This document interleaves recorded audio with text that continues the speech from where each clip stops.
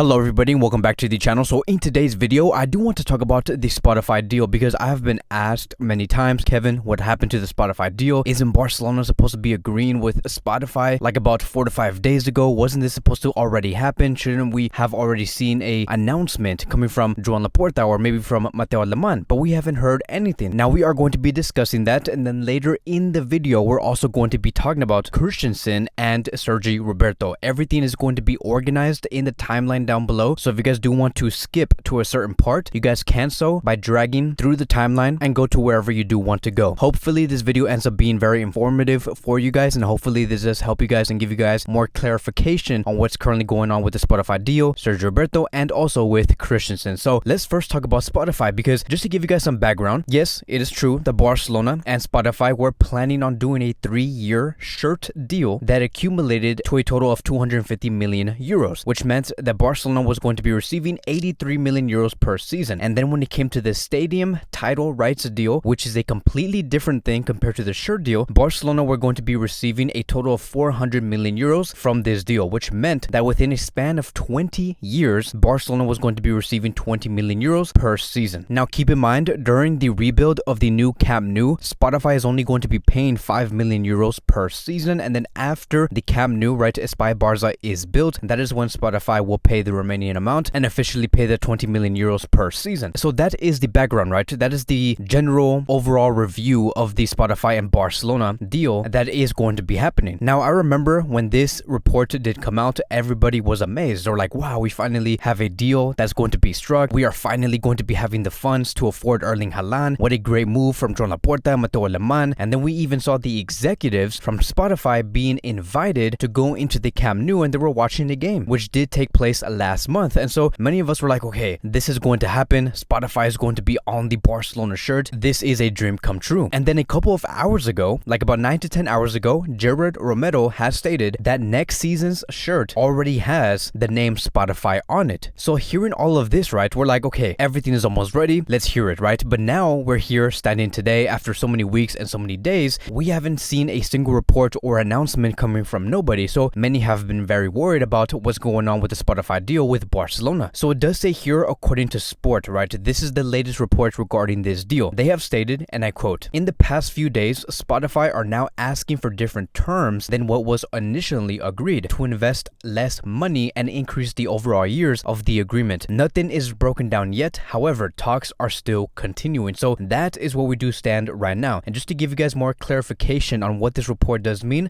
we are basically assuming that Spotify are asking Barcelona to spread the payments even more. Now, in this report, it does not say on whether they are talking about the shirt deal or the title rights deal, but let's just say, for example, right, the shirt deal. Instead of paying 83 million euros per season for a total of 3 years, Spotify is saying, this is just for example, right? This is nothing like factual. This is just for a explanation. Spotify is basically saying, okay, instead of 3 years, we'll pay you 50 million euros per season for a total of 5 years, not 3 years. And then when it comes to the Camp Nou, they're saying, okay, instead of 20 years, let's do 40 years. And instead of paying you 20 million euros per season, we'll pay you 10 million euros per season. So that is what I do mean by Spotify wanting to spread their payments. They want to make the contract with Barcelona much longer, which is what we are seeing in this report. That is what we are assuming Spotify wants from Barcelona, what they are renegotiating. The whole point of this is to, yes, pay the exact same amount, but in more time. So I think that many are very reactionary right now and saying, oh, the Spotify deal is going to be closed down. Barcelona's not going to find no agreement. We're not going to be having the funds with Erling Haaland. So I just think that right now everybody's being too overreactionary regarding this deal. I think that this is very normal. This is how negotiations are, right? You plan to do one thing, and then when you go into its final details, you're like, okay, no, maybe this does not seem right. We need to fine tune some things. But there is nothing to be worried about. I do think that in the end, Barcelona and Spotify are going to be finding that agreement because they have gone way too far to just let it go in the end. Now let's move on towards Chelsea's center back Christensen, and I'm only going to give you guys like some small details, and the only reason why we are talking about this center back here is because you guys have been asking me what's the latest on Christensen, and so I am going to give you guys those little small details and updates regarding this center back. So look, Christensen has made it very clear he prefers to go to Barcelona over any other club. Yes, even after Bayern Munich, he does choose to go to Barcelona. This is a signing where Xavi has basically asked for this player. He wants this center back in for the next season because he believes that this will be the perfect fit within his defensive line. So everything like basically indicates that Xavi Xavi may even want to use a 3-back system within this squad, which should be very interesting to see how this defensive line does line up, maybe potentially with Eric Garcia, Araujo, and Christensen. And so it does say here, according to Gerard Romero, Andreas Christensen underwent medical test in the last Monday. Next week, his agents will travel to Barcelona to finalize the deal. So it should be expected for Barcelona to finalize the deal on Monday next week. And I know that many are asking, why are we focusing so much on Erling Haaland and spending around 250 million euros, 150 million euros in total for this player? We need to strengthen our defense and get even stronger in the back line. Well, here you go. You have Christensen right here who's going to be coming in, and it's going to be finalized, right? This deal will be finalized next week on Monday. He's going to be coming in for free. He's young, he's hungry, he's very great on the ball. What more can you ask for? We are reinforcing this defensive line fully, and even with the potential signings of Mazraoui, Azpilicueta, maybe potentially even Gaia, Barcelona are moving extremely fast, and they are preparing already, right? Even though we're already in March, they're already preparing for the next season. And so now let's move on towards Sergi Roberto. And it does say here, and everything does indicate, and I'm going to make this very clear, that it is very, very unlikely, my friends,